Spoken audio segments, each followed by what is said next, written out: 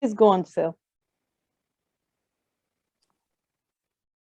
Okay, I see a lot of you have already started the survey, so you will see it pop up on your screen.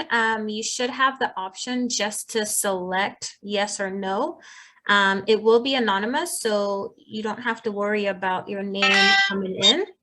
So like I see a couple people have already started. So if you do see the option on your screen, just go ahead and select either yes or no. A little reasonable, not at all, and just the options, and then we can just end the poll. So we're probably going to give you guys a couple more minutes and we're going to end it after, okay? Okay, for people that are just joining us, just to keep you up to speed, this is the event on understanding GBV as newcomers to Canada. And right now what we are trying to do is to run a survey to just understand from you what your level of knowledge is. And very importantly, question number 5, what you're looking forward to in the event today. After the event, at the tail end of the event, we will be running another survey that sort of takes feedback from you to understand how well we did in passing across the useful information that we have today to you. So please, if you could answer the questions, it would be good if we have at least about half of you answer the questions. Another way that you can answer the question, if you're unable to do this on your screen, is you can actually type in the chat your answers to these questions. So Giselle, are you able to put the questions in the chat box? Giselle, could you please end the poll so that we can go straight into the meat of the matter today? So Mama Falabi, I will connect with you to help you with the question. Okay, ma'am? Thank you. So if any other person do need help, please signify so that way I can connect. Please, thank you. So welcome everyone, but to do the proper welcome, I will be calling on Giselle to please welcome the audience. Thank you. Everyone. And we would like to welcome you to our conversation today. We are grateful that you're able to join us. This is going to be a very interesting session, and I'm going to try to keep my welcome short because we do have the speakers to go. But like we said before, Abode Community Service Center is a registered nonprofit organization that has been serving its residents since 2017. And we have been servicing North York, Jane and Finch, Black Creek, Humber Summit, including the GTA. As everyone knows, we do not turn anyone away. Our vision is a future where members' mental health and mental well-being is achieved. Our mission is to ensure that all vulnerable members of the community have access to food, socially connected, empowered, and social determinants of health are met by providing resources, programs, and services. We do have a wide range of services and programs that we offer to promote physical and mental well-being of the members in the community with a focus on cultural sensitivity. We will talk in depth a little bit more after the speakers about some of our programs, but just to highlight a couple, we do have the gender-based violence. We have the anti-racism, anti-hate programs. We have the healthy community food baskets and cultural consideration, which is the food bank on Tuesdays. We have senior programs that's designed to stimulate conversations. And a lot of the seniors have been at the games night and the FAGI. We also have community volunteer income tax programs. It's free based on income tax preparation, and we do also offer volunteer opportunities. So like I said, we will talk a little bit more in depth about it after the presentation, where you'll get to see the links for some of these programs, and you will get the Abode website to have more information. So I want to thank you and welcome you again to our session, and we look forward to an exciting event. Thank you. Thank you very much, Giselle, for that welcome remarks. As she said, we will talk more about the services that Abode has to offer. and tell you more about Abode at the end of the session, where the speakers are doling out important knowledge and information. So right now, we want to just give you a very brief recap of the previous GBV events that we have had. In 2021, there were about 3 webinars that were held on gender-based violence. And this year, we have already had 1 webinar in March of this year on gender-based violence as well. And so we'll be doing the recap now. That would be Thelma. Thank you, Wumi. Yes, it's an interesting journey. We actually started this journey last year, and it's I'll say sweet and bitter, because it's important information to share with the community. It's important that we create the awareness. However, as we go along, there are stories that sometimes saddens us. But it is very important that we continue to create the awareness, to have the conversation, to educate, and also provide support to individuals that have experienced gender-based. We have a peer group session, and it's amazing how people come on board, and a place where it's a safe place where we can have the discussion and help people heal. Together as one, we can help each other heal. That's where I can better phrase that. So just to recap on our previous GBV event, so what we've talked about this year, the topic actually was breaking bias, ending GBV through positive masculinity. You can see here today, we have 2 male speakers. The last one we had a male speaker, and it was interesting. So the topics that were touched upon was in relationship, friendship, and family. So how family holds an important role as a first space where opinions, perceptions, beliefs, behaviors are learned and formed, very importantly. So also we talked about families, the duty of building positive masculinity through positive norms to reduce violence and other harmful behavior. As we all know, these are the things that the children learn from us, and it kind of forms the pattern in life. Positive masculinity means take time to learn about consent, what is an early, and how to be one. Look within, ask hard questions, and if you know something, do something about it. We need to do something about it. Everyone deserves to be safe at home, to be safe in the public, and at work. So, it's known right now that every 6 days in Canada, a woman is killed by their intimate partner. So what we've also learned is we need to be a very active bystander.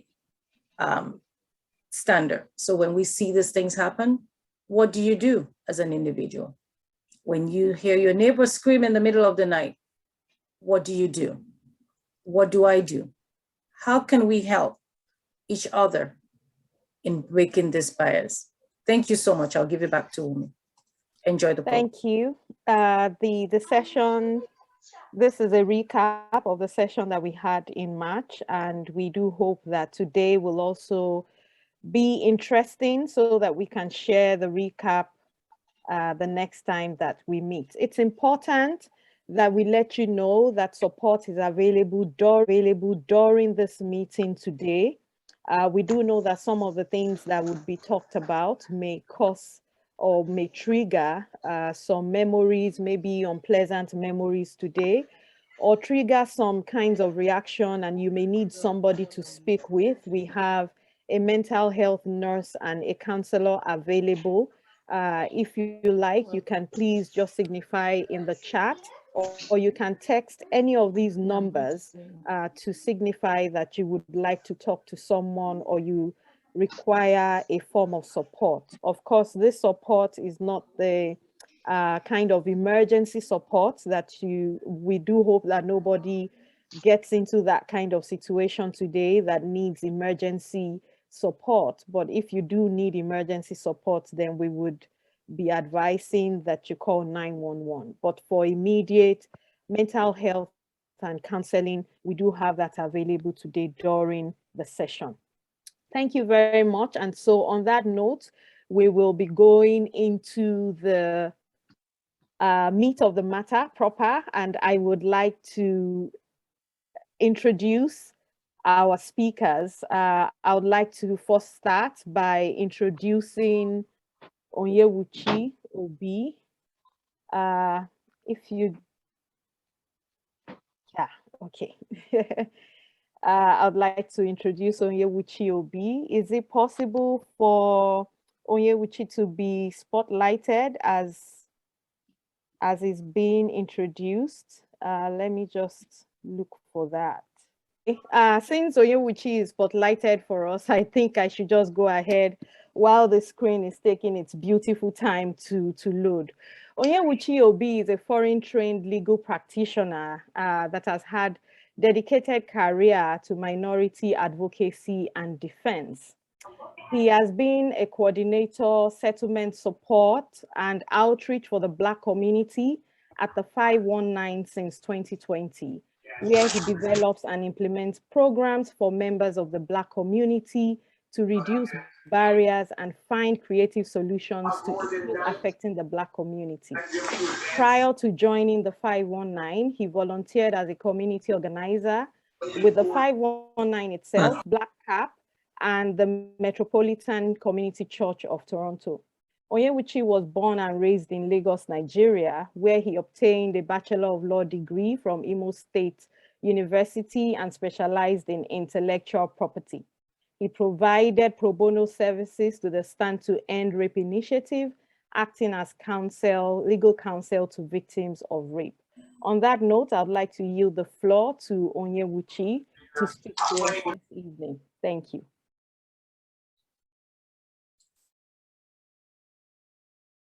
Can you hear me, everyone? Yes, we can. All right, sharing screen now.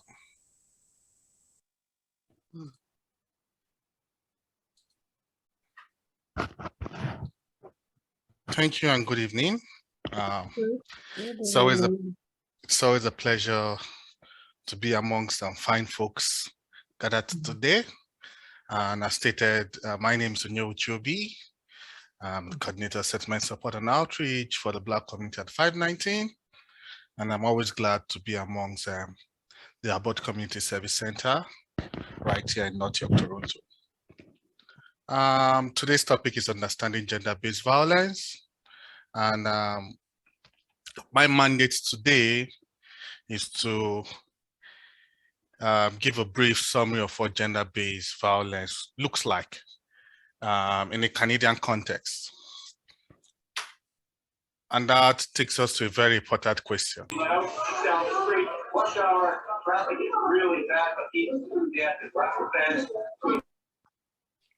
That takes us to a very important question.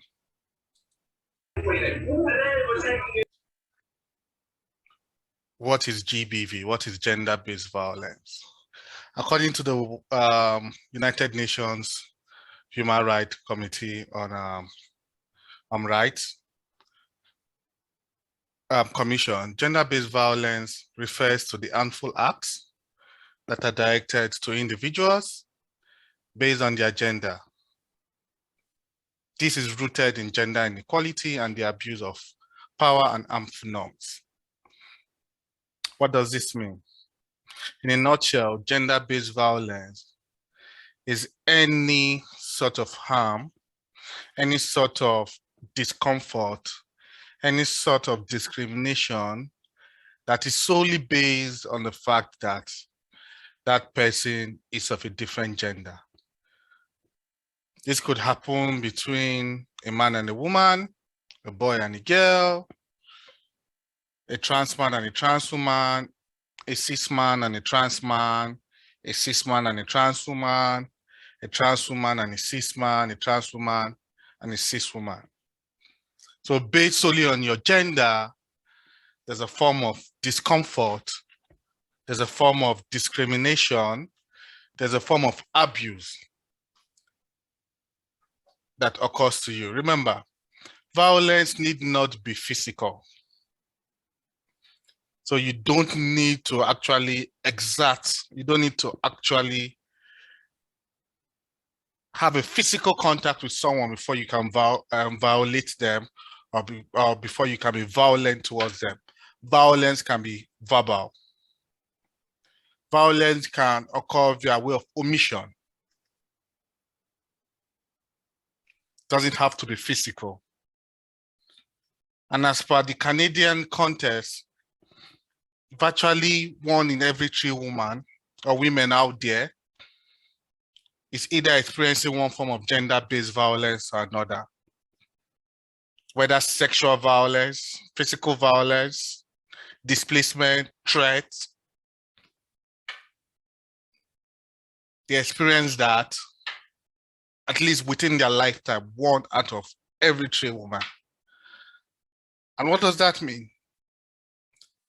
It means that a circle of violence the wheel of violence keeps rolling, because violence is hereditary. And so now that takes us to our next question. What are the laws that govern gender-based violence in Canada? There are basically 3 laws that govern your rights as a person. The first would be the Charter of Rights and Freedom, Section 7 of the Charter of Rights and Freedom. What does Section 7 of the Charter of Rights and Freedom say? It says everyone has the right to life, liberty, and the security of person, and the right not to be deprived thereof. In other words, the Constitution of Canada has guaranteed that you have the security of person and liberty. So any act, any omission, or any verbal threat that is towards the security of your person becomes unlawful and becomes illegal. The criminal code. The criminal code criminalizes all forms of violence to the person. Of noteworthy here is the fact that gender-based violence does not have a specific law governing it in Canada. So there's no specific legislation that there's no specific legislation or specific law that tackles gender-based violence. We just only have laws that govern the human person and assault. So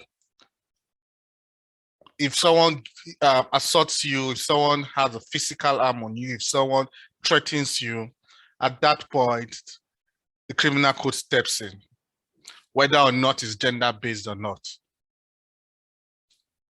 So it's more or less a generic law. It's more or less a law for the general populace, not a law to tackle a particular form of harm. And we also have Section 1 of the Bills of Rights, which guarantees the liberty and security of all persons to enjoyment. As stated earlier on, these laws do not directly speak to gender-based violence. And as such, when folks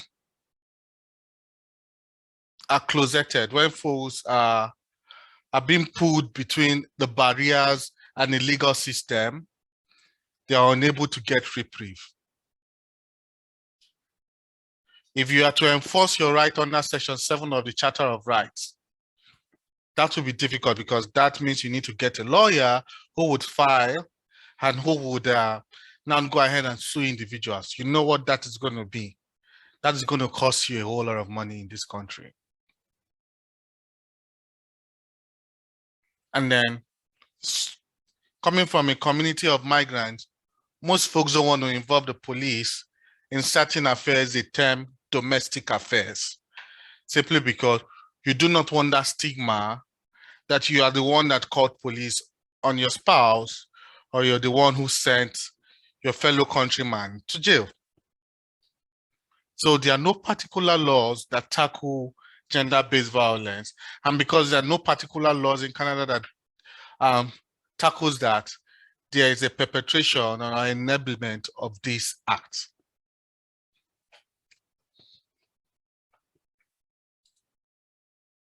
Sorry.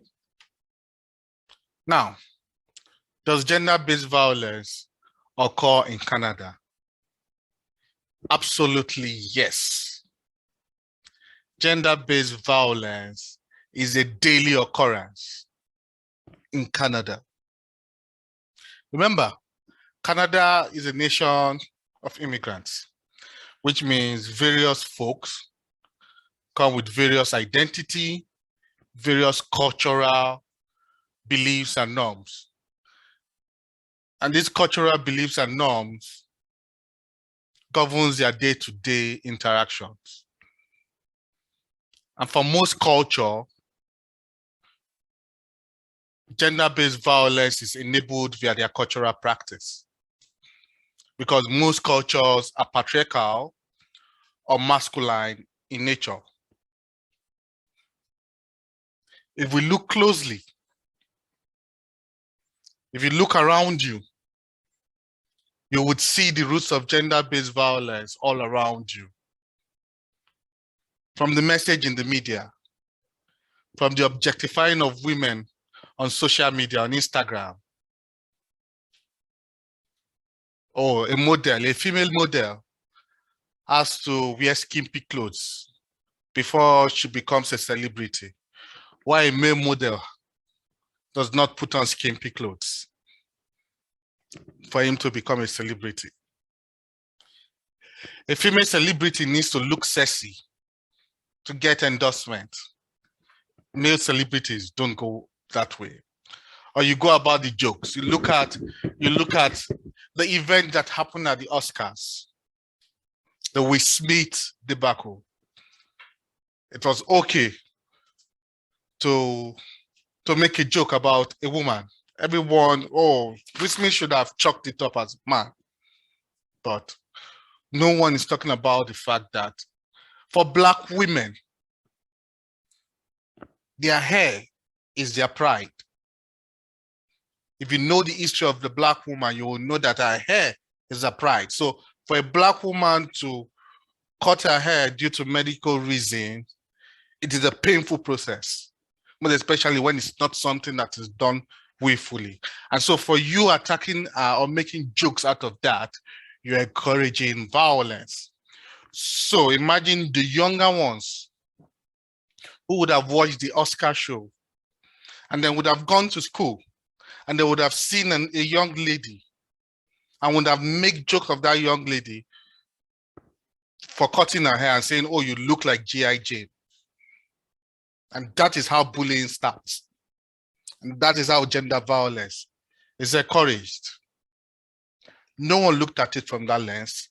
The only lens it was seen was an angry Black man hitting another Black man. And that is what the media wanted to paint out there. So you look at this, you look at the position of gender and gender norms, the position of sexual orientation. This all encourages gender-based violence. And if you look at this, there's numerous facts to support this. From the indigenous women who are most likely to experience violence in their lifetime, to LGBT women who are more likely to experience violence, gender-based violence, more than cis women, more than straight women. To members of the LGBTQ community who are 3 times more likely to report experiencing gender-based violence. Do we talk about this transgender community and transphobia? Every transphobic violence is based on gender hate. And believe me, gender-based violence can happen between women and women, because gender-based violence comes from a position of power. For gender-based violence to occur, one individual must believe that they are superior to the other individual. And because they believe in that superiority, they try to exert violence, or exert a form of control upon that individual, and that leads to violence.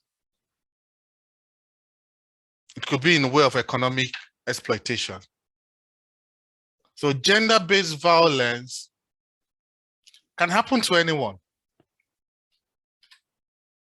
No one is safe from gender-based violence. It could happen to you in the subway. It could happen to you at the hospital. When you go in and they're like, oh, you're a woman. Oh, you should be able to handle the pain. Oh, you're a man. Chuck it up. These are all various forms of violence based on your gender. Now, what are the common forms of violence? We have the IPV, which is the intimate partner violence. Sorry, I should have written that in full. IPV stands for intimate partner violence. So these are violence that occur between spouses, lovers, common law partners, cohabitants, any violence that occur out of a relationship. So it could be between a woman violating a man, or a man violating a woman. IPV contributes to the highest form of gender-based violence in the world, because it's the most exploitative form of violence. It is enabled by most cultural norms and by religion.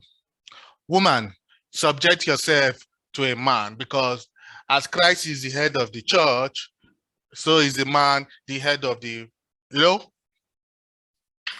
That is the religion aspect of it. Hey, woman, be silent when men are talking. Woman, you do not have place amongst the church. If you do not understand anything, go home and speak to your husband. In other words, you are to be seen and not heard. And as such, this creates toxic masculinity within society, and with the belief that one species of mankind is greater or more superior than the other species of mankind. And this leads to intimate partner violence. Domestic violence and family violence.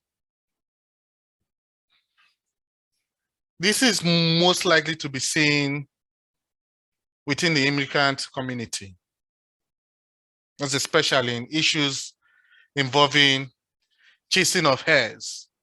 So a man is trying to get a male child to inherit him, and he keeps getting female children.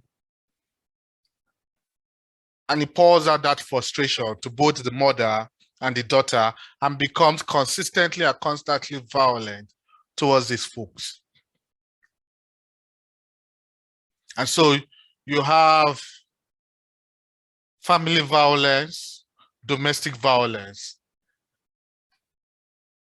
within society, simply because society deems that the female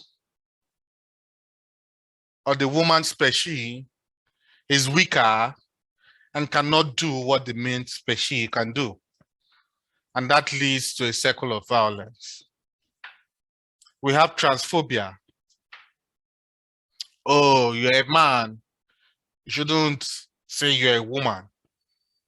Women are women, men are men. Just look at the other side of the border. The old transphobic conversation that are going on. It's all born out of the question of gender. And then when they ask that question, define a woman, define a man. No one can actually give a true definition of who a woman is and who a man is. Because if you say a woman is someone with XY chromosome, some men are born with XY chromosome. If you say a woman is someone who has a vagina, some men are born with 2 sexual organs.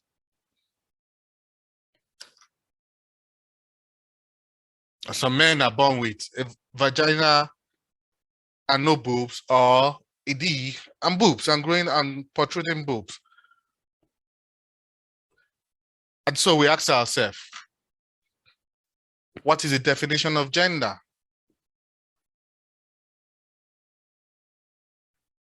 And this takes us to the next one, verbal violence. This can be in a subtle way, an indirect way, or a direct way. Verbal violence occurs when individuals are unable to understand,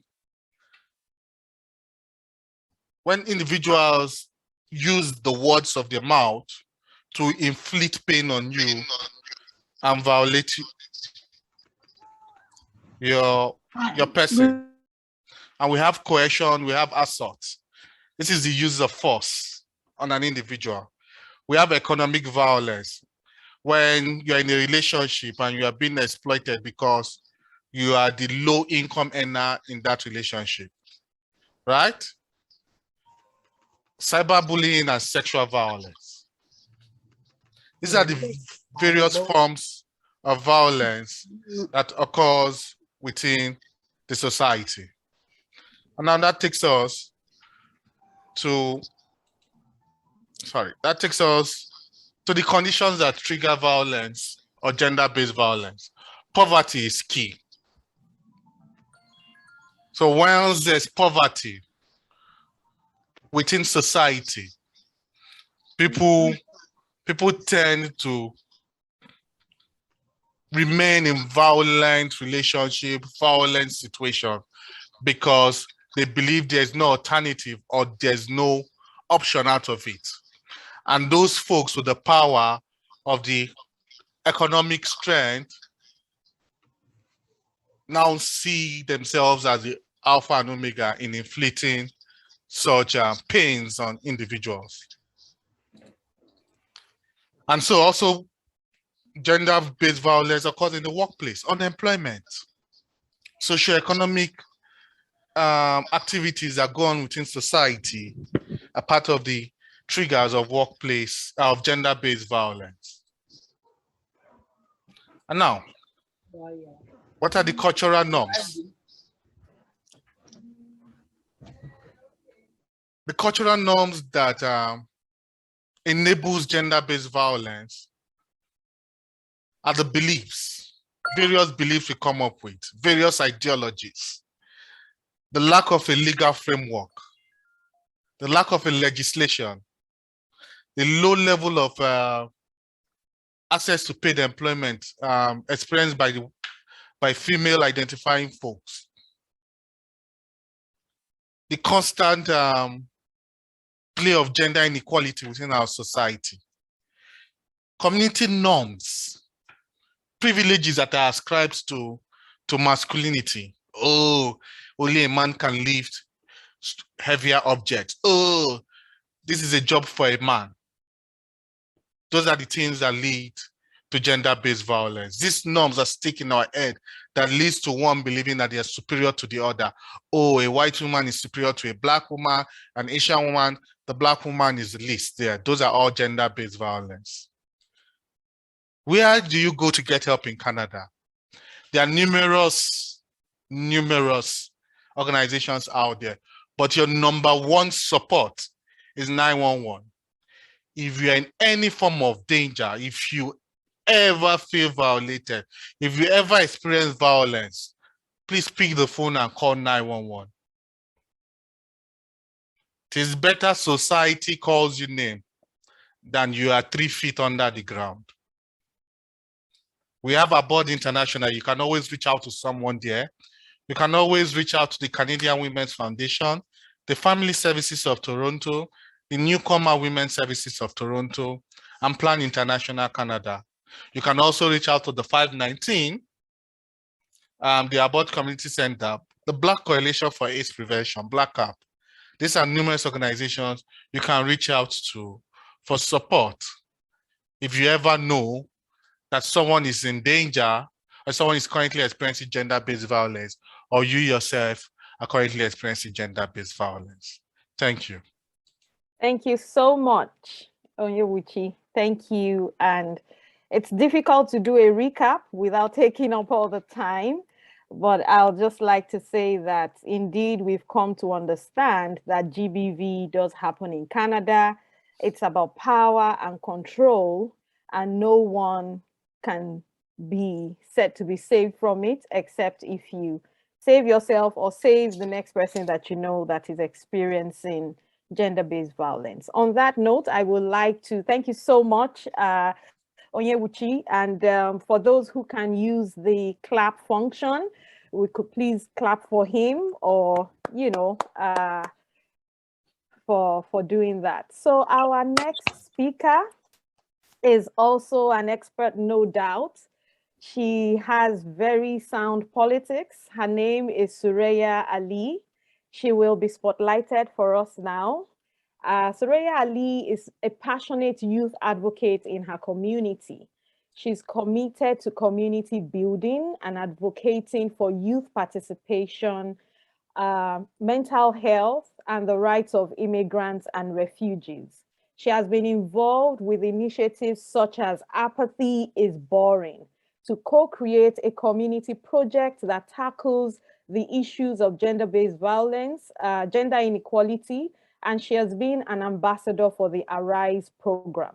Sureya was a previous member of the Etobicoke North Youth Council, where she raised awareness about issues in her constituency through community engagement.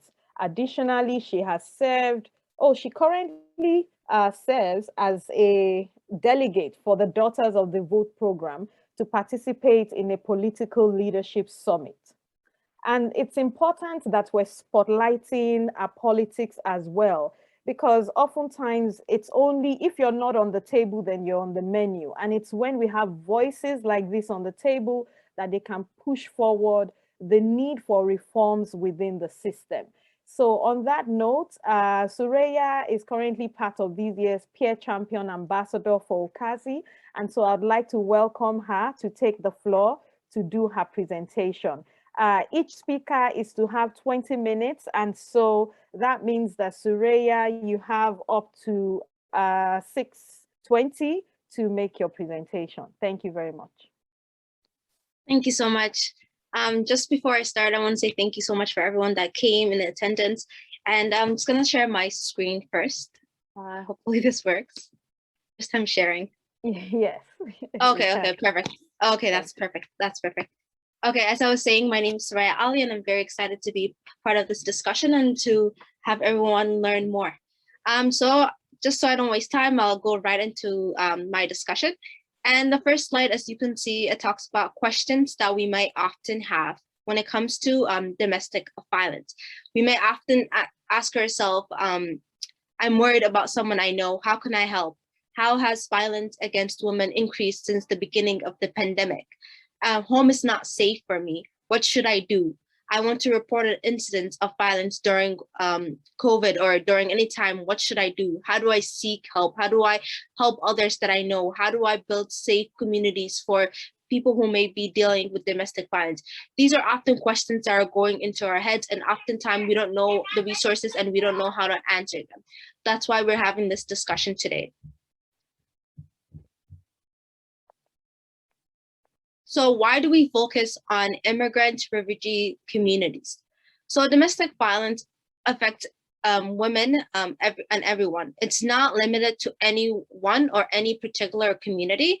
It crosses all socio-economic backgrounds, races, ethnicities, cultures, abilities, sexual orientations, gender identities, and occupations.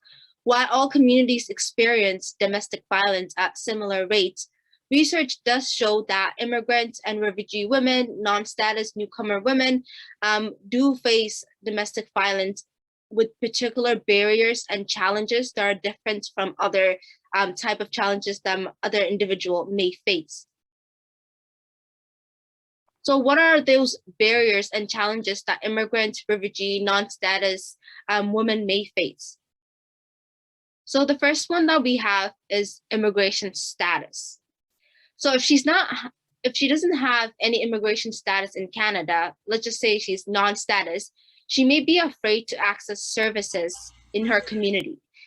Many services often ask for proof of status, and she may fear the police and because the police may communicate her status.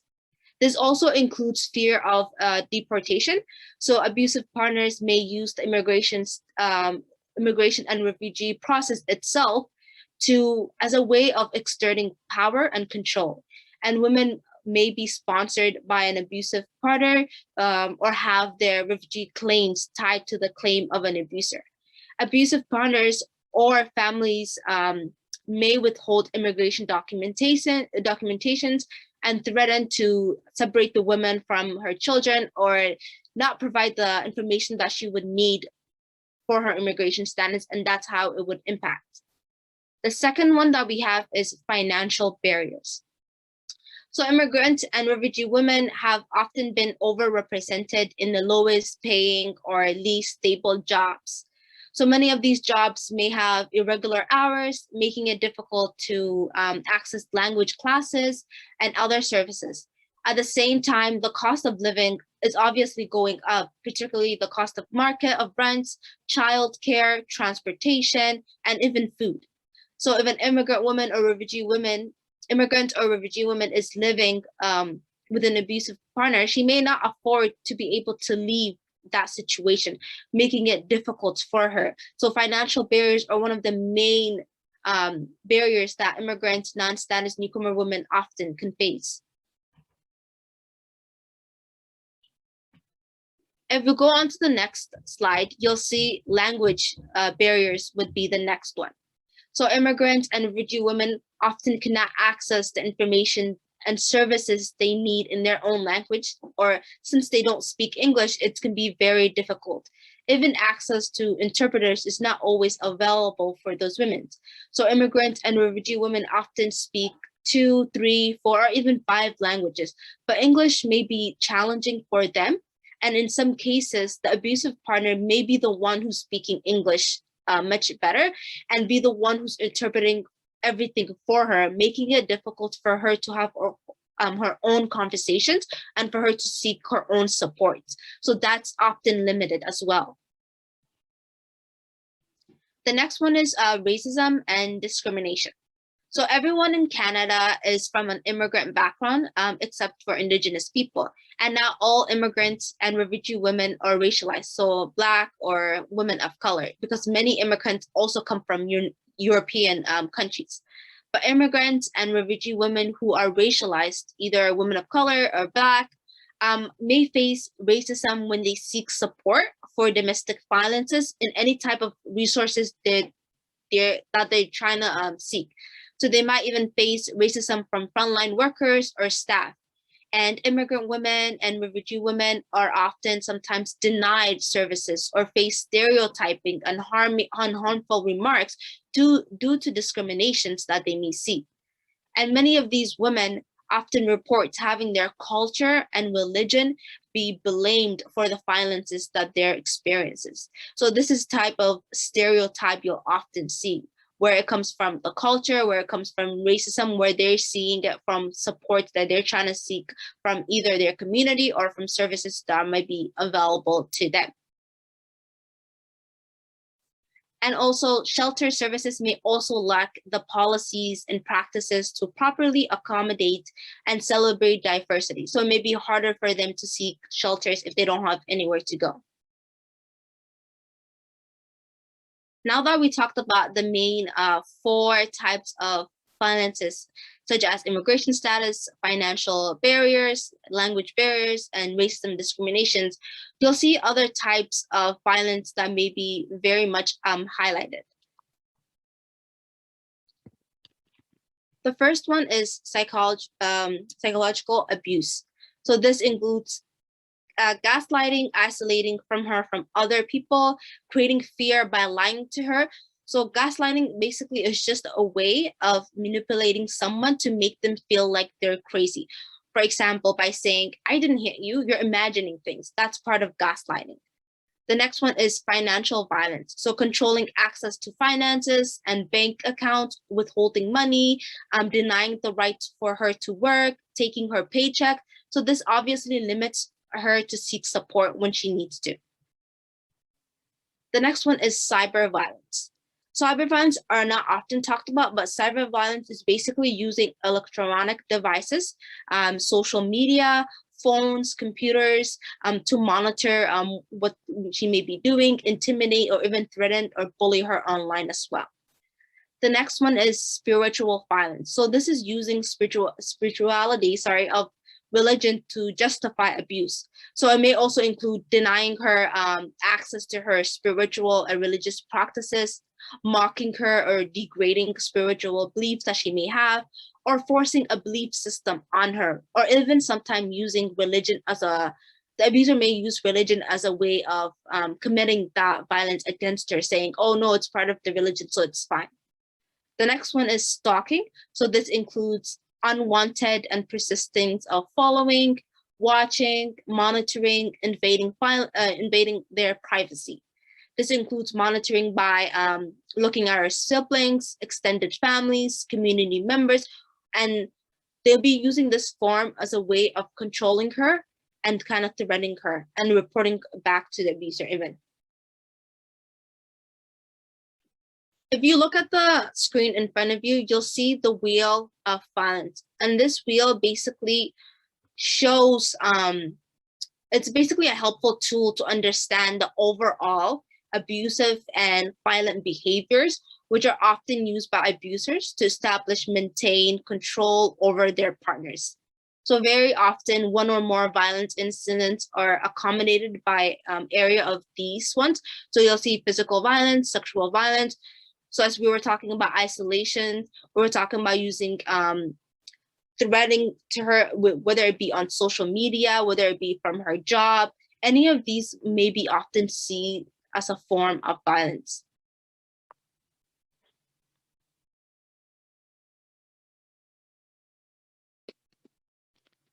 So if we go on to the next slide, I wanted to do a small activity with everyone else that are participating. So please do participate in the group chat, and I'll just show you different scenarios where unhealthy relationship comes into play, and it's often better to actual visualize it instead of for me to talk it.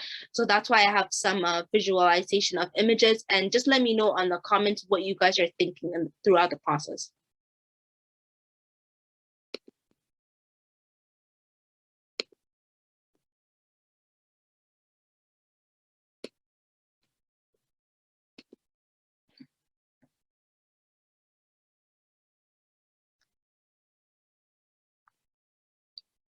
So I'll just show you a picture of two different pictures. One of them will show you something that's safe and loving. One will show you something that's unsafe and an unhealthy relationship. So just let me know what you notice the difference between these two pictures.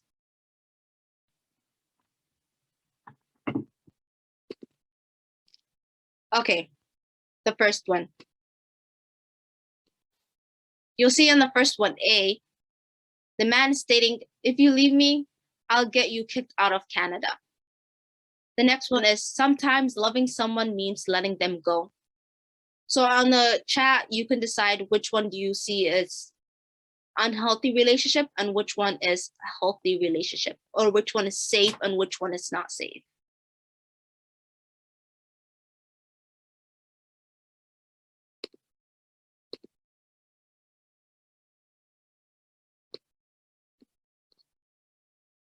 You could put it in the chat, everyone. Yeah, I see someone doing it. Yeah. Yeah, someone did say A is not safe and B is safe. Yeah. I'm seeing everyone coming in. Yes. So the first one obviously is a form of control. So he's controlling her of where she wants to go.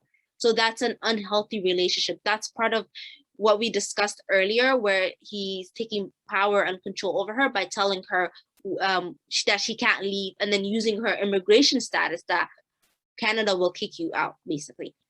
And then the second one is what you see is sometimes loving someone means letting them go.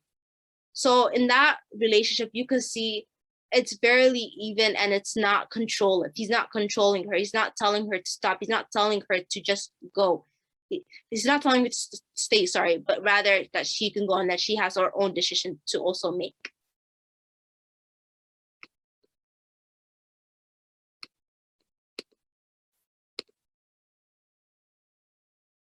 And then we have the next one. A, it says, I'm going to the mall. And then he says, how do I know you're not lying?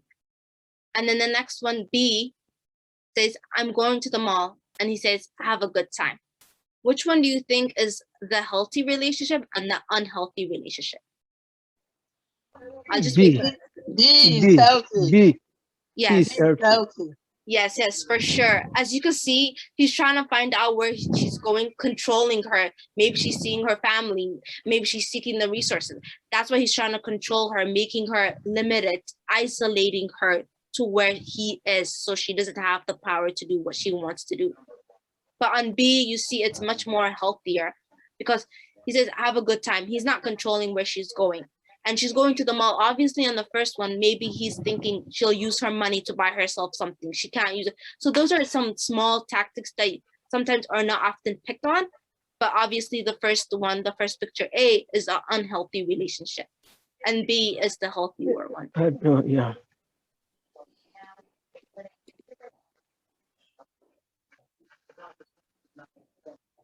And then we have the next one. A, you see in the first picture, she says, I'm going to call my sister. He says, tell her I say hi.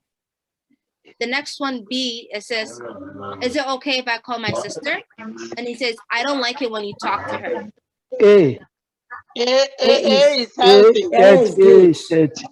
Yes, for sure. A is healthy. As you can A see, she is says, healthy. Yeah. yes. He's not controlling of who she has access to.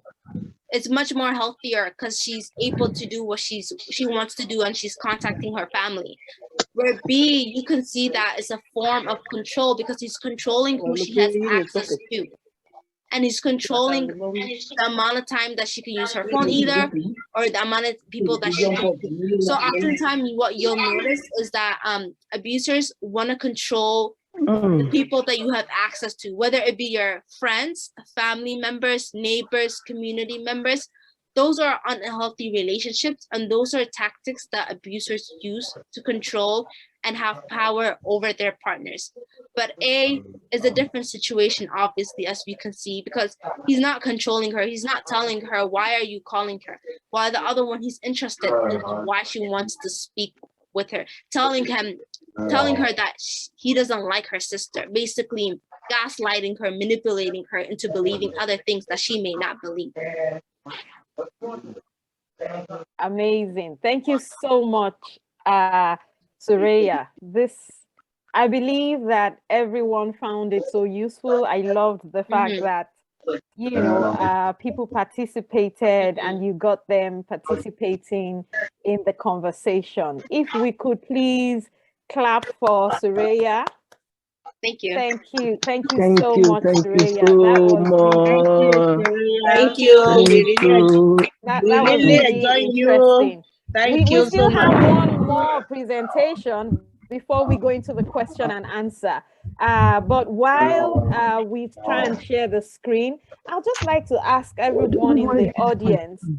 So I know that a lot of stories goes around in our different communities, and Sureya did a perfect job of telling us the different forms of violence, psychological, financial, and the barriers that women face. So could you please put in the chat, of all the stories you have heard, which is the most common form of gender-based violence that you have heard an immigrant woman experience in Canada? So while you're putting that in the chat, I'm going to introduce our next speaker to you, Paul. Newton, aka Major Payne. Paul, I hope that you're being spotlighted at the moment. Paul is a certified life purpose coach and a digital mentor. He helps millennials define their purpose in life through his 8 weeks intensive programs designed to help them discover themselves to achieve a life with clarity. Paul also helps men unravel their uniqueness, especially men that are not violent. He helps men to unravel their uniqueness to live a transformational life that will impact the world around them. He created the Major Pain podcast specifically for men and an online course on Udemy. His purpose is to be that caring person who brings out the best in you through coaching, facilitating workshops, and mentorship for you to create an unshakable legacy.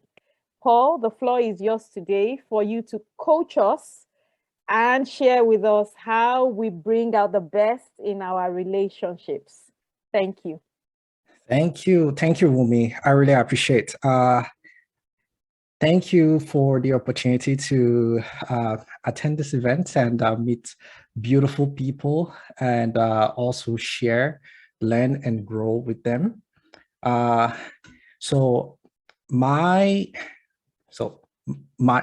I prepared for you all, it's something really good, something very, will I say, transforming, exactly, something that's going to transform your relationships. I really appreciate the last two speakers for setting the foundation of what gender-based violence is, because now that we understand, how gender-based violence expresses itself. Sorry, can you please approve the screen sharing so that I can share from me? Sorry. So why they've set the foundation on how, say, gender-based violence expresses itself. What I will be focusing on is I'll be focusing on a way forward, like how can we move forward? How can we exhibit healthy relationship in Canada? Okay, so I'm just trying to share my screen. Or if you want, you can make me a co-host, and that way I can actually share my screen. Yes, you're co-host now, Paul. Okay. See. I'm still not able to do so. I think there was a mistake with making Victoria Williams a co-host. So if you could undo that and make Paul Newton the co-host. All right. Thank you very much.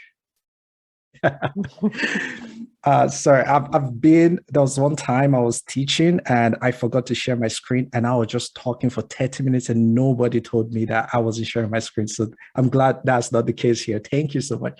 So this is the image, what a healthy relationship looks like in Canada. I just want us to use the chat to describe this picture in one word. One word. It can be anything. Just say, how does this picture make you feel? So it's a young gentleman and also a young, beautiful lady sitting on a, broken down tractor in a sunflower field. And let's see what words. I see happy relationship coming in. I see feeling on top of the world. Healthy relationship. Healthy relationship. Awesome. I see feeling on top of the word. Yeah, especially it's such a fresh air just blowing. Harmony, love. On top of the world. Amazing. Jolly relationship. Sorry. Goodness. Love, okay. Yeah. Okay. Good relationship. Okay, awesome. Communication, peace, beautiful. Okay, thank you for this wonderful share. I really appreciate you all for sharing. First of all, so as you're sharing, not only are you sharing what your description, you are also sharing how the picture makes you feel. And some of us, these are the things we desire to in our relationship: health, communication, goodness, and all these other beautiful things, you know. And so when I was creating my slide, I thought about this like, of course, fun, it's ravishing. I thought of exploration because, you know, yeah, they are on a tractor, they're in a sunflower field. Where are they going to?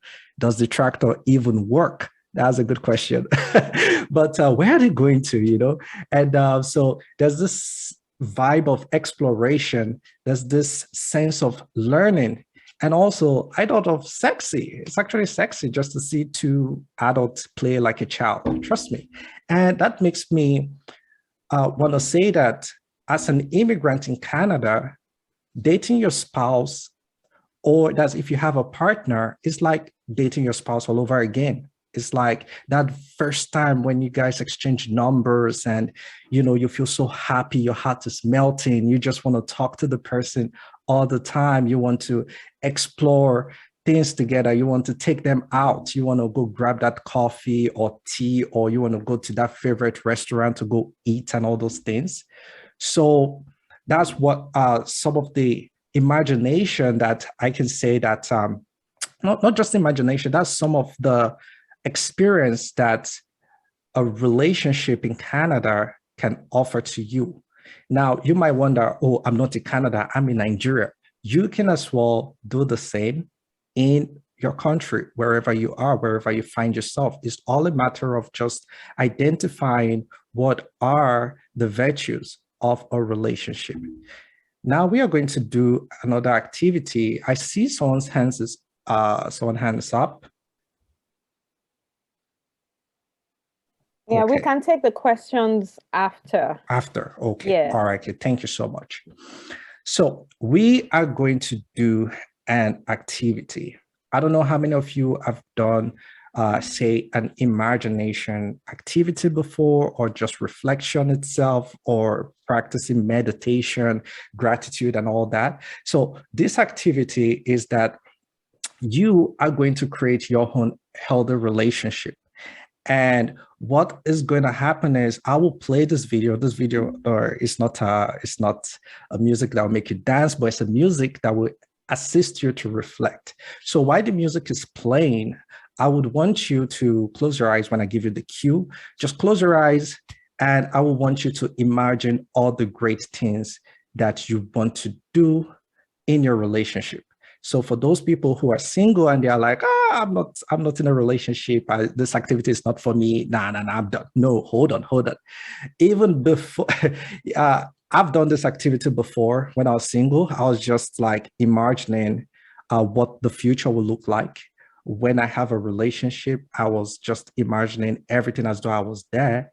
And we are going to do the same. So there's the word imagination. I kind of share it into something I call image nation. Now, image nation is a nation where you get to paint the desired picture that you want. You are the artist of your life. You can decide how you want your relationship to be. And it all starts from, what are you thinking? What are you imagining? So in the next 2 minutes, let's just do this activity. So I'm going to play this, and let's close our eyes. So with your eyes closed, I want you to just think about your relationship. If you're single, you can think about your desired partner or somebody. You know, we all have that perfect image of our relationship or who our partner is. Just have that in your head. Look at them, look at their face, smile, their eyes, their nose, their lips. Yeah, just imagine them smiling back at you, and you feel good deep within. Just imagine you guys are somewhere very beautiful. It could be by the beach. It could be watching the sunset. It could be in Dubai, just watching the beautiful skyscrapers and the beautiful view. It could be you are on top of the mountain. Just take yourself somewhere that is free from distraction. So just imagine that sense of stillness and peace, love, adoration, attraction, that excitement of, oh, I have the love of my life with me. I am safe with this person. I feel protected. I feel good. And I'm just grateful to God for giving me this person. You can touch your hands, and if you want, yeah, you can pinch one part of your hand just to mark this feeling. That's something we call anchoring. Okay, that ended abruptly. I was enjoying it already, and I felt like we could just stay here for a long time imagining. This activity we just did, it's something that is very important and very essential when you find yourself in, say, a difficult moment. The truth is, our imagination is very powerful. Most of the things that come into existence start from our imagination. The things you say, the things you do, the goals you achieve, it all starts from your imagination. So don't joke with it. This is a free activity you can do any time of the day, wherever you are.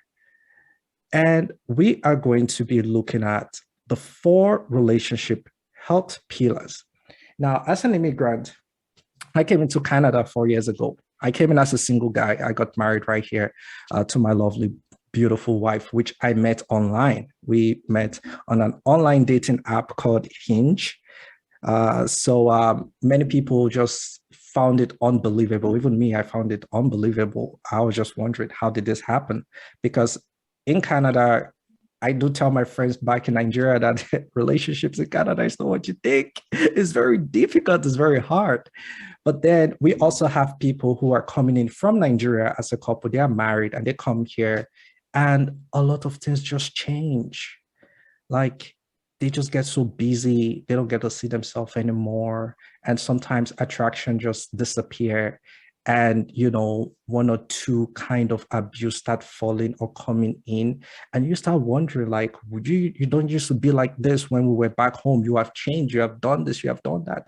Well, the truth is, immigration changes you, whether you like it or not. And you have to change, of course, for good, in order for you to enjoy yourself in that country. You know, it's not like you are letting go of some of your culture, but you are evolving as a human, which is normal. So now we are going to be looking at the 4 pillars of relationship. I just chose 4. Of course, there are more. If you want, you can have like 100 pillars, but let's just narrow it down to 4. And the first one is the sexual health. See, guys, I'm going to be very transparent with you, okay? We just have to talk it as in the heart, you understand, right? So sexual health is such a huge deal when it comes to that of immigrants, especially people coming from Africa. You might wonder why is it? So, you know, Africa is a hot country. We have a lot of sun there. And in Canada happens to be a very cold country. So you don't have enough sunlight. So your vitamin D level kind of go down. And one of the deficiency of vitamin D is joint pain for sure. You feel moody, you feel weak, tired. The other aspect for the man is weak erection. Trust me, nobody would, some people don't even know that what is happening is vitamin D deficiency. Also, a woman might be feeling like, hey, you don't get to, you know, you're not as active as how you used to be before. And of course, that can cause a lot of issue, you understand, right? And of course, some people might not want to pay money to go see maybe a therapist or a coach and all that. So they just start having issues among themselves. And as newcomers, we overwork ourselves. sometimes it's not because we choose to, we just, oh, I just love to work, I'm a hard worker. Sometimes it's not that. It's just because you have a lot of bills to pay, you have a lot of responsibilities, people are back home calling you on the phone. I saw the restaurant you went to, you are just having fun, you've forgotten us back home. Or text comes in, say, most times it's when you post those fine pictures, that's when some of those texts and requests comes in. Or when you just receive your salary, that's when it's like as though they are monitoring your phone, you know? So it can be very, very difficult, right? So there's the sexual health. So you guys have to adjust that. And then there's the financial health, where you have to plan your goals, and you just have to make sure that you all plan together in order for you to achieve great and wonderful things. And then the other pillar is the intellectual health, where you have to learn things together. So Canada or anywhere gives you the opportunity to learn as many things as possible. If you two are not learning together, or if you two are not learning, chances that the relationship would get very boring is high. So you need to learn new things, and you need to share what your learnings are, and you can just take time and learn things together yourself. The other aspect is the spiritual health, wherein you have to establish like a value system that you two can hold each other accountable. So it's very important, very, very important as an immigrant. So I'm going to talk about activities you can do to build your relationship pillars. And first activity is cooking together. Yeah, you can cook together. You can learn a meal. My wife and I, we cooked moi moi together. My wife is Filipino. I've never cooked moi moi all my life, but we just had to do it together. It was fun. We used YouTube, watch YouTube and follow the steps. Couple hiking, another exciting activity. My wife and I, we kind of got lost in a trail at Quebec City. There's no internet, no nothing, just walking in. We couldn't understand French, so we misread some things, and we found ourselves walking 1 hour into a deserted place.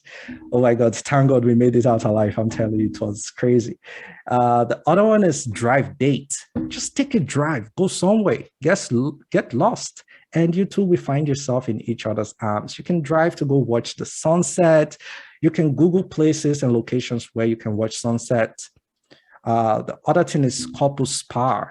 So spa, of course, if you are working and you are earning money, some jobs offer you benefit. You can use your benefits to go, or you can save money and give yourself a treat, go pay for a massage therapist or whatever. Or you too can massage yourself in the house, burn candles, play music. Some houses have bathtub, so use the bathtub. You are paying for it, you are paying your rent. Come on, use it. Go fill it with bubbles and everything, and play your music, pop a champagne and stuff like that. Trust me, because the truth is, if you don't give yourself this treat, some people might end up going outside to look for it. And when they see it in movies, they're like, oh my God, like this is so psychedelic, but this is something you can give to yourself at home. So just give it to yourself. The other thing is coffee date, either coffee date or drink date. Either way, just take out time to enjoy that special drink that you two love. The other part of my presentation, which I'll just rush through, I feel like my colleague had already spoken some part of it, is how can you support someone experiencing GBV, but this time around it's at work. Say your colleague is going through GBV, how can you support them?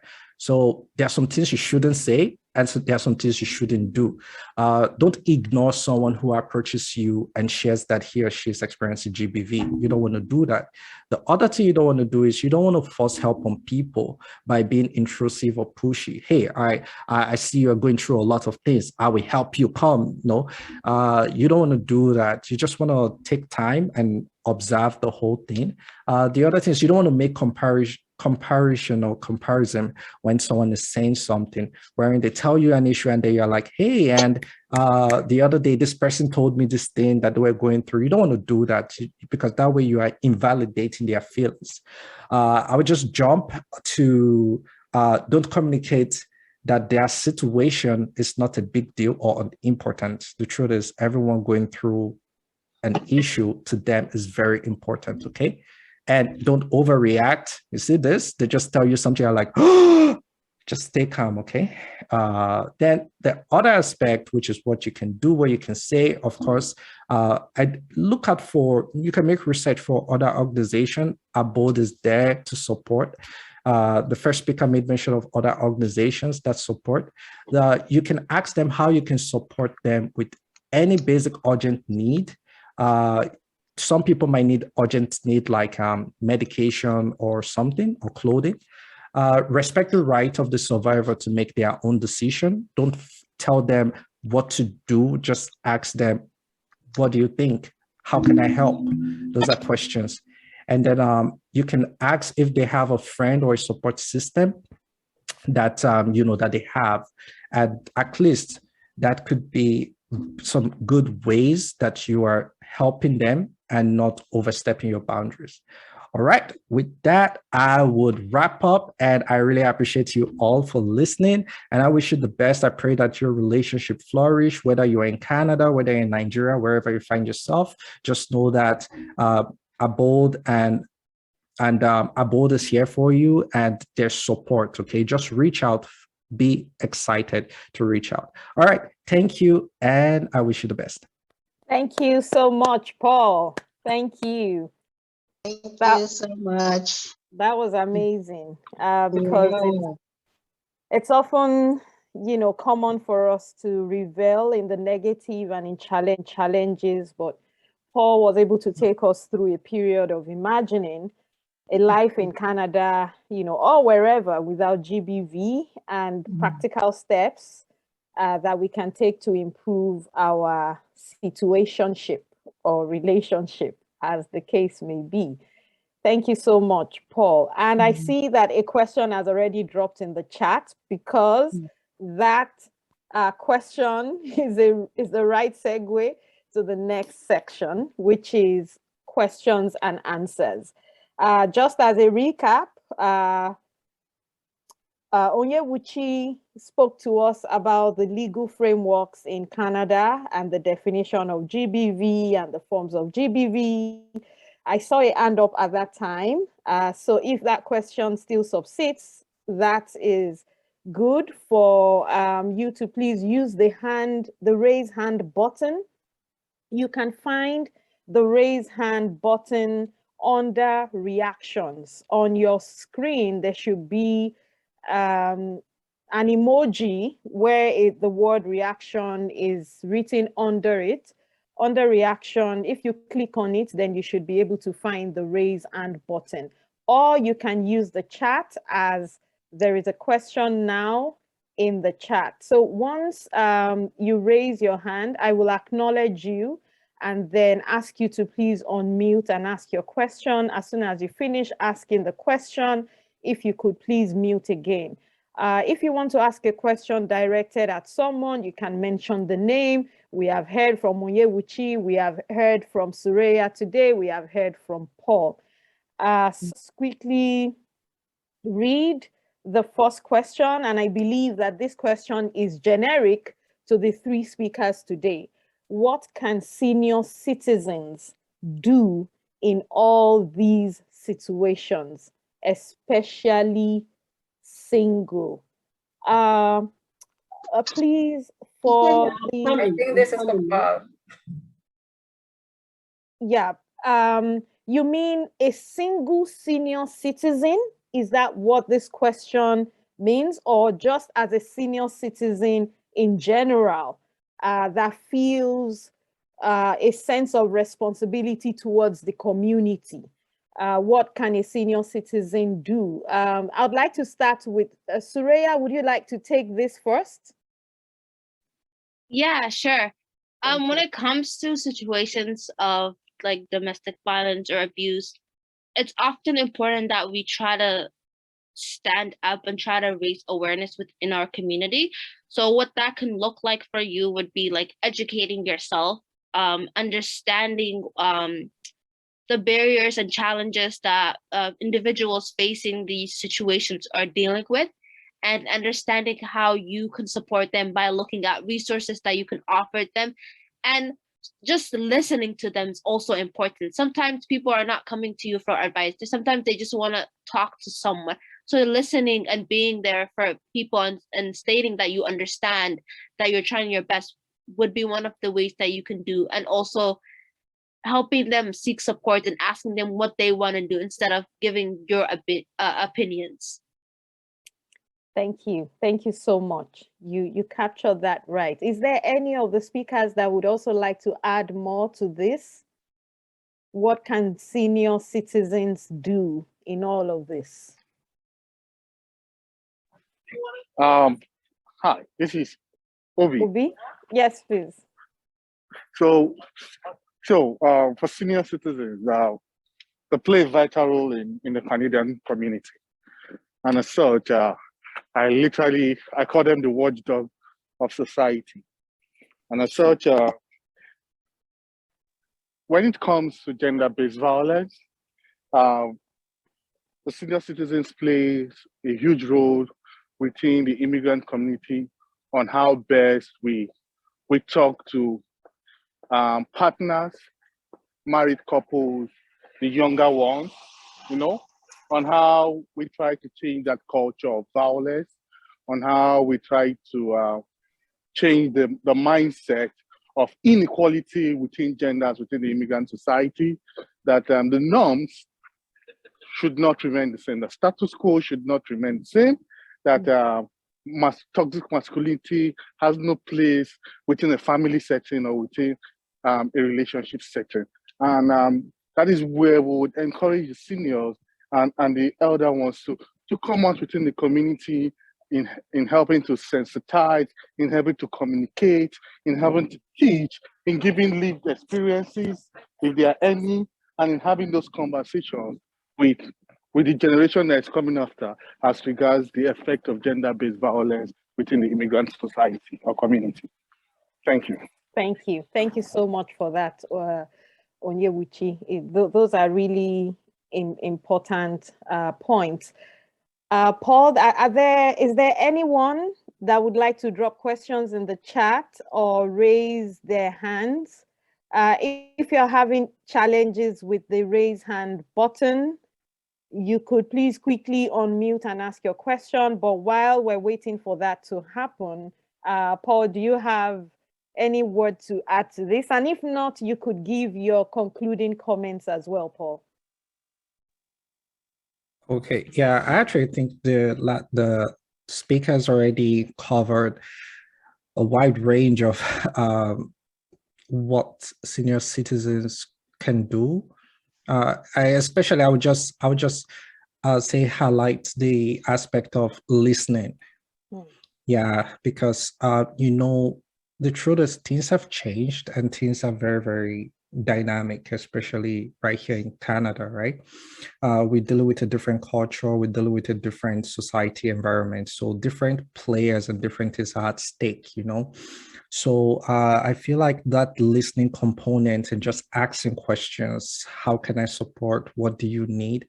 I feel like those things can be very, very helpful and unique when it comes to helping people who are going through maybe issues like this.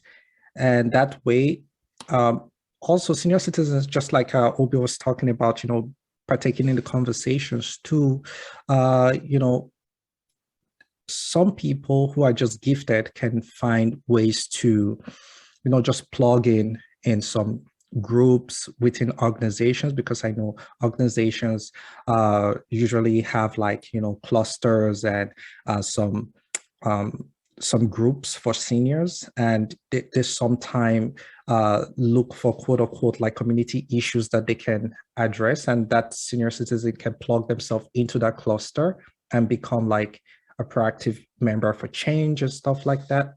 So it's just looking out for ways you can, plug yourself in, but mostly just asking questions. The questions will then help you know what to do and how to go about it. Yeah. Thank you so much. And it's also important to recognize that even as senior citizens, because there's a particular way that we consider senior citizens, and so they are also susceptible to some forms of violation. And so it's very important then for senior citizens to be very aware of where they can go to for help. And Abode Community Service Center is there to provide you that help. On that note, I would like to thank the three speakers so very much. You have been fantastic. You have been phenomenal. You built up on each other's points, from Onyewuchi to Sureya and to Paul. Thank you so much for your time. And I would like to call on you to take 2 minutes each to give your concluding comments before we go into the section where we hear more about the services that Abode Community Service Center has for us. So I will call on Paul again. After Paul, we'll take Onyewuchi and then Sureya. Okay, thank you so much. I would say that I just want to share that healthy relationship is possible. And how I know is that, so I lost my dad when I was 7 years. I grew up as my mom, she was a single mom. I have 2 elder sisters. I'm the only child. And I saw my mom, like, she really went through a lot, but most of the things I've come to know in life, especially even how to be a better man, was my mom that taught me. And sometimes people say, oh, single mothers cannot, raise a responsible man. That's not true. And one thing that has taught me is that anything you want in life is possible. It's just a matter of how can I get it? How can I get it? What do I need? And just making yourself available.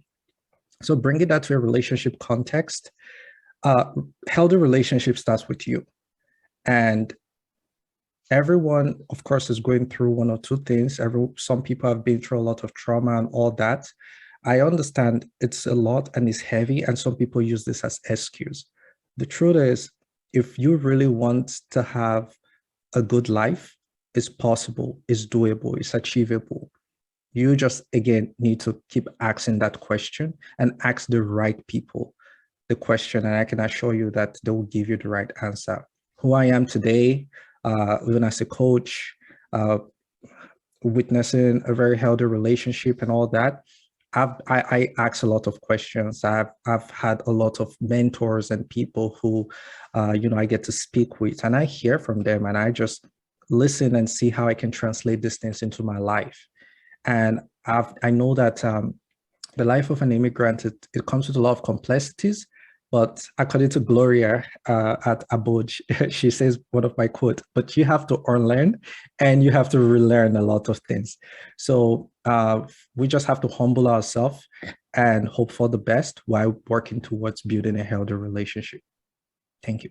Thank you. Thank you so much for those words. There is a request for you to please share the slide that has those 4 pillars. I do believe that was really interesting for everyone to see. We would also be sharing these images to you via the other means that we communicate with you. So if this is your first time attending this activity, an Abode activity, if you could please drop your email address so that we can contact you through that and send you some of these images for you to use in educating others or sharing your thoughts with others. Onyewuchi, I would like to give you the floor for your concluding comments. Thank you. Thank you very much, Wumi. And I'm sorry that I'm not coming on camera. I'm kind of not in a good background right now. So, gender-based violence, it is real. It is real within our community. It is real within our society. It can come in many forms. It can come and it can happen to anyone. Do not look at it as a feminine issue. It also could happen to a man or a masculine identifying individual. The major issue with gender-based violence as the fact that violence begets violence. So it becomes generational. A man learns from his father the way he would treat his own wife. And a mother would pass on to her daughter the need to remain in the cycle of violence because that is what it is. So as individuals, we should take a commitment to ensuring that we speak out against gender-based violence whenever and wherever we see it. We engage the law when it's necessary, and we provide support to every individual who has experienced gender-based violence or who is experiencing gender-based violence. Yes, it's a personal decision for someone to say, okay, I want to break out of gender-based violence, but we should always position ourselves to continuously providing that support so that when they are ready and willing to take our hands, we will be there to grab them and never let go. And also remember, the law would catch up with you sooner rather than later. Thank you. Thank you. Thank you. That's a very good place to hang your concluding comments. Sureya, your concluding comments, please. So I just wanted to share everyone with this method called the Blue Sky method. So basically what Blue Sky method is basically how to support a newcomer woman who's living with abuse. So like each of the words in the term Blue Sky has something that stands for. So like B, believe her. So say I believe you instead of saying it's your fault. L, listen to her. Listen without judgment. Avoid blaming her for the abuse. U, understand her immigration status. If she's being sponsored or is a refugee claim, a temporary worker or a non-status woman, she may fear of being deported. So you always have to believe her and listen to her. E, ease her isolations. Oftentimes abusers isolate people that they're abusing. So stay connected with her. S, support her choices. Avoid making choices for her. Instead, offer her clear information and resources that she can use to inform her own choices. K, know about resources. So that's basically finding resources that she's eligible for, people that she can speak to, organizations that she can go to. And then the last one, Y, your voice does matter. So please speak up about violence against women in general and push for an end to sexism, racism, domestic violence. So use your voice in your community. Amazing. That is amazing. Blue sky, blue sky. Thank you so much, Sureya. We would like to run a post-event survey, especially before we start to see people drop off the call. So remember, we had a pre-event survey where we asked you some questions about whether you know if GBV happens in Nigeria. And so Giselle will now run the post-event survey. And the first question, so if you're unable to do the survey on your screen because of your device, you can also unmute yourself and answer. I'll read out the questions one by one. Question number 1, do you now know that GBV happens in Canada? Question number 2, do you know where to get help for someone or refer someone to? Question number 3, how much has your knowledge of GBV increased? Greatly, significantly, a little, reasonably, not at all? Question number 4, what did you like most about the event? The audience, the speakers, the question and answer session, or everything? So,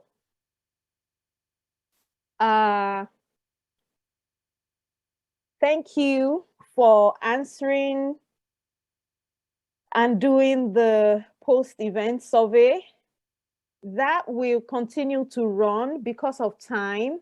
That will continue to run while I call on Thelma to please tell us about the available support that Abode Community Service Center has. Thelma, if you could please unmute and take this. Thank you. Thank you very much. Wumi, that is a great journey. I really enjoyed every bit of it. In fact, all those exercises are very interesting. And also, when this is over, it will help you think back. You'll be able to remember all those exercises and be able to apply it to our day-to-day life. Okay, great. So what I will remind us of today is we do have a drop-in clinic, which is on every Monday. So please do not hesitate to be part of this. If you are in need of it, you can refer families and friends. It is a 3-hour session that you can log in and speak with a mental health nurse. I mean, their profession is a mental, but it's a constant session. You need somebody to talk to. It doesn't have to be because of any mental health issues, but you just need someone to, to talk to. You want to have a minute or 5 minutes, 15 minutes to discuss with someone. Please feel free to use this. It is free. It's available now. Please use it while we still have it. You don't have to register for this. You can just drop in at any time. Another one that we do have is the peer group session. It was a great activity that we had the last time. And we're hoping to have another one coming May the 17th. If you have not registered, it's for women. The last time we had it, we had a man join, and it was so interesting. He stayed. He heard what it was about, and he decided, you know what? It's not a place for me. It's a safe place where you can come share your experience, your lived experience. Please don't hesitate to register for that. You actually have to register to be part of that, because we want to make sure that it is actually for you. We do have volunteer opportunities if you're part of that group, and it's going to be going on for the rest of the year. So please take advantage of it. So we do have other support, 24 hours calling. You can call the number 437-235-8034. I believe it's been dropped in the chat. So please take this down. If you can remember it, give us a call at Abode Community Service Center, 416-302-4958. We'll be able to give you those information to be able to join us. If I could finish this, Wumi. Also, we had mentioned that we'll be talking about the other programs and services at Abode Community Service Center. So right now we have a food bank. It's a healthy food bank. We do not serve any canned food. We also have free income tax going on right now. Please don't forget the deadline for income tax. If your income is above certain figures, those that make good money, please make sure that you file your income tax. The deadline is tomorrow. If you do have a modest income, you can reach out to our Abode Community Service Center. We have a tax clinic where you can complete your income tax totally free. So we do have a senior program, 5G Time, that's ongoing every Thursdays. Our wellness check, we continue to do that, give our seniors and I'll say people that are experiencing gender-based violence, give them a call. It's a wellness call to see how they're doing and give them resources on how they can get support. We have a referral program, support and volunteer opportunity. Please take advantage of this. Okay, we're having another webinar next month, right? It's scheduled for May 26th. We always try to make sure we have this on the last Thursday of the month. Please, you will be getting communication on this. Come join us. I believe you have been blessed with those information that you got today, right? So please come and join us. Let's continue the conversation on May 26th next month. Actually, I almost said this month because May is around the corner. Thank you so much. God bless you. Back to Wumi. Thank you, thank you, thank you. So you have helped to take care of the rest of the slides. And I'm missing one more thing, Wumi. I do not want Okay. to forget this. As we had mentioned earlier, we do have the anti-racism and anti-hate going. I believe we can all remember it was like a pack jam information session that we have in the month of March. We're still on this conversation as well. And you know how anti-racism and gender-based do tie together. So we are actually bringing to you, which is part of our anti-racism project, job fair. So if you have anyone that you believe they're looking for jobs, we're providing those resources. So we do have one of our teams here by the name Sandrine. You probably do know her by now. She ran amazing project and she did all the conversation around the anti-racism and anti-hate in the month of March, and she's still continuing the conversation. So please watch out, you'll be getting those information so that you can join us. To add to that, we also have the ESL, English as Second Language. So please take advantage of that. Thank you so much. Thanks, Wumi, for that opportunity. Thank you. It has been, I must say, a very wonderful use of our 2 hours today. Thank you to everyone for deciding to spend your 2 hours with us. And we're very happy to learn that your knowledge has increased significantly. Thank you very much. I believe that now we have yes for question number 1 more than the yeses that we had when we started the event. So we do feel that we have been able to pass across through the speakers useful information to all of you. So we really want to thank you for taking the time, you know, to come today. And I believe that with the information that Thelma has provided about Abode, that also serves as part of, you know, the closing remarks. But I would like to thank the speakers so very specially for making today a huge success. Thank you so much for that. I would also like Everyone, I'm leaving. Bye. thank you so much, and thank you to Giselle. Thank you to Abra. Thank you. Thank